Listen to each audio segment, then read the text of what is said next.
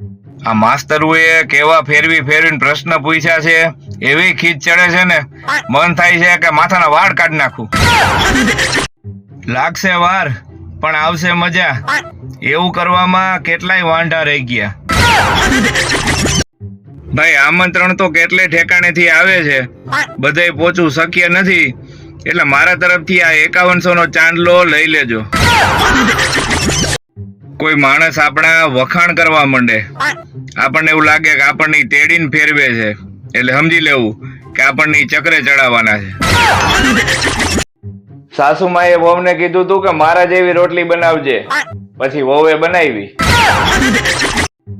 હવે આમાં બે ઘેટા સામ સામે ભટકાય છે, પણ ઘેટા કોણ છે ને એ આપણે નક્કી કરવાનું. વહુને આ ગેમ એટલા માટે રમાડવામાં આવે છે કારણ કે પછી એને આખી જિંદગી આ ગેમ રમવાની હોય છે. આ મૈડા ને એને 2 મહિના થયા છે, આ મૈડા એને 5 વર્ષ થયા છે, અને આ ભેગા થયા ને એને 10 વર્ષ થયા છે. પરિસ્થિતિ ગમે એવી હોય, આપણું પેલું કામ છે વિડીયો ઉતારવાનું અને ફોટા પાડવાનું. વિદેશના વૈજ્ઞાનિકો વીજળી, ટેલિફોન, વરાળ એન્જિન, વેક્સિન આ બધી શોધ કરીને બેઠા. એને ક્યાં ખબર હતી કે આપણે તો ફાંકી ચોડવાના મશીનની જરૂર હતી. હવે એની શોધ થઈ ગઈ છે મિત્રો. આ નદી વચ્ચે પાણકા પડ્યા હોય ને એમાં હારા ફોટા આવે, અને પગ લપસે ને તો હોસ્પિટલમાં એક્સરે ના ફોટા આવે. ભણવું અઘરું નથી સાહેબ, પણ ભણતી વખતે જે ઊંઘ આવે ને એને રોકવી અઘરી છે. લગ્ન એટલે શું? લગ્ન એટલે છોકરીને રોવાનો છેલ્લો દિવસ અને છોકરાને હસવાનો છેલ્લો દિવસ. તો મિત્રો, વાયરિંગની નવી ટેકનોલોજી આવી ગઈ છે, જેમાં વાયરિંગ માંથી પાણી નીકળી અને આખા વાયરિંગને ચોખ્ખું કરી નાખે. એક સમય હતો મિત્રો જ્યારે આ વસ્તુ આપણી દિનચર્યાનો ભાગ હતો. એક સ્પેલિંગ મિસ્ટેક ને કારણે આખી જાન ગુલાબજાંબુ ખાધા વગરની વહી ગઈ. આજ સુધી ખબર ન પડી કે આ સાધનનો ઉપયોગ ક્યાં થાય. તમને ખબર હોય તો કયો. એક જમાનો હતો જ્યારે આ સીટ ઉપર બેહવા વાળો ડ્રાઈવરનો ખાસ માણા ગણાતો. તો આ ફોટા ઉપરથી તમને ખબર પડશે મિત્રો કે પુરુષોનું ડ્રાઇવિંગ શા માટે સીધું હોય છે અને સ્ત્રીઓનું ડ્રાઇવિંગ શા માટે ગમે એ બાજુ જાય એ નક્કી નહીં એવું હોય છે. આજકાલ બાળકો ફોન ખરાબ થઈ જાય એટલે બીજો ફોન લે, અને એક આપણે હતા ફૂગો ફૂટી જાય એટલે એમાંથી આવી નાની બોબોટીઓ બનાવી અને માથામાં ફોડવાનું રમતા. કહેવાય છે કે એક હાથે દાન કરીને તો બીજા હાથને ખબર ન પડવી જોઈએ, પણ અહીંયા તો જે માણસ પાસેથી દાન લેવાય છે એને પાછું દેવાય છે. આપણા લોકોની એક તાકાત એ છે કે આપણે કામ અટકવા ન દઈ. કદાચ ગેસ પૂરો થઈ ગયો હોય તો હીટર થી શાક બાફી નાખી. બાઈ રિહાણી હોય ને ત્યારે જણ સારી રીતે મનાવે, પણ જે જણ રિહાણું હોય ને તે બાઈ એની દુખતી રગત પકડી લે. ડીજે ના અવાજથી ઘોડી ભડકીને કૂવામાં પડી.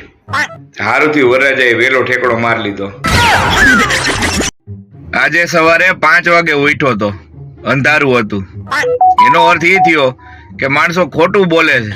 આમાં જાયગા ત્યાંથી સવાર ક્યાં થઈ? જો આવું કરવા વાળા માણસોને વાંચતા જ આવડતું હોય તો એ અંગૂઠા શેના લગાવત? આપણને એમ થાય શિયાળો છે તો થોડોક તડકો ખાવા બેહી. આપણે ત્યાં વાંધો જ આ કાળિયાઓ ધોરિયું લઈ જાય છે અને પછી ધોરાની વાહે કાળિયું જ વધે છે. ભજલે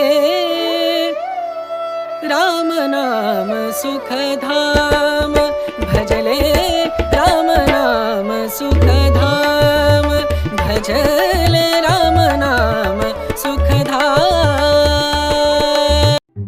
આ છે આપણા બાળપણના કુરકુરિયા. કોને કોને ખાધા જરાક હાજરી દેજો. આપણે તો એકમાં જ અઘરું થઈ જાય છે અને આ ભાઈએ તો બહુ કરી. ઘરમાં આખો પરિવાર બીકમાં હતો કે પડદા ઓટોમેટિક કેમ બંધ થઈ જાય છે. પછી ખબર પડી કે આ ચૂહા માર જ છે. તો મિત્રો હવે ગરમી ચાલુ થઈ ગઈ છે. ડાબી બાજુના મટકા સિવાય બધાય મટકા વેચવાના છે. નવા ખેલાડીઓ તમે ભલે ગમે એવા સીન સપાટા કરો, પણ જો જૂના ખેલાડી મેદાનમાં આવી ગયા ને તમારું છાબડું બેહાડ દે હો. એક ચકેડી ફરે ને ત્યાં ચક્કર ચડવા માંડે. હવે તમે વિચાર કરી લ્યો, લગ્નમાં 4 ફેરા હોય, હું દશા થતી છે.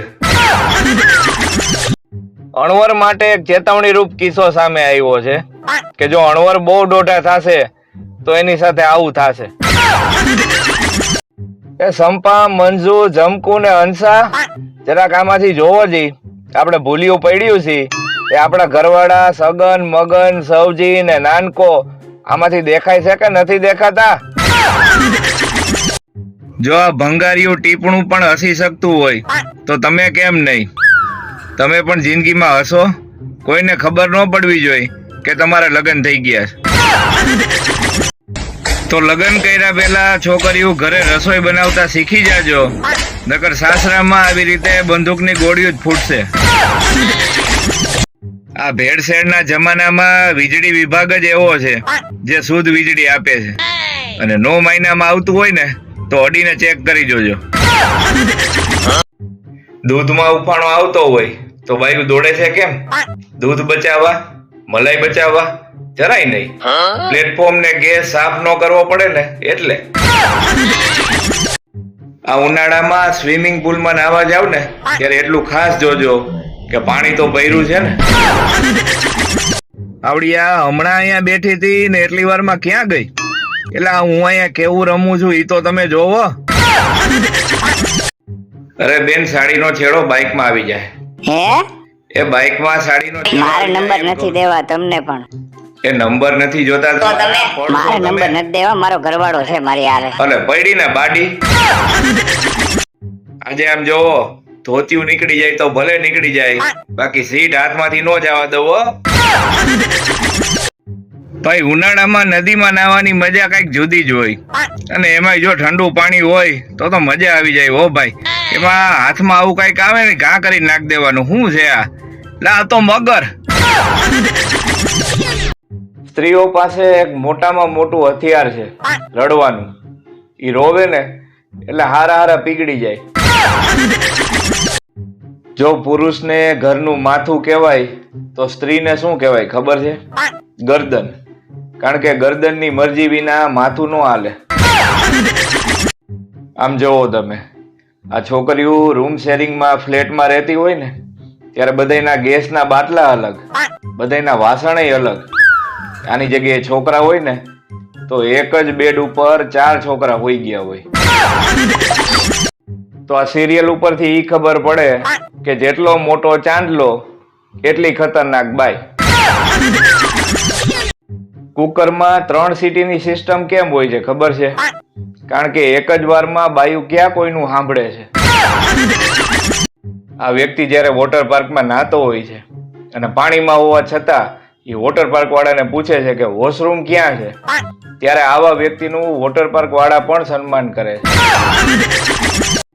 મહિલાઓ મહેંદી મૂકતી વખતે હથેળીમાં પતિનું નામ એટલા માટે લખે છે કારણ કે એનો પતિ કાયમ માટે એની મુઠ્ઠી મારીએ.